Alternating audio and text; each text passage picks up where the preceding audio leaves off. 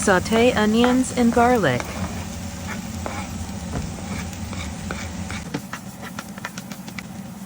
Cook until the onions are translucent, then add the cubed potatoes, 1 big russet potato.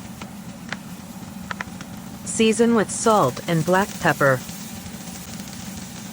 Then add 2 cups of water or broth. I mixed 1 tablespoon of better than bouillon in the broth, or you can use 2 bouillon cubes of your choice. Cover, cook until the potatoes are fork tender.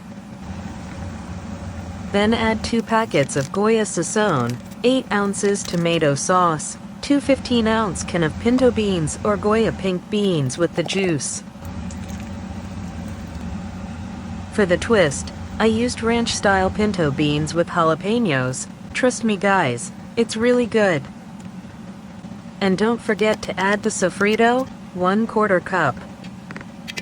Cover, bring to a boil.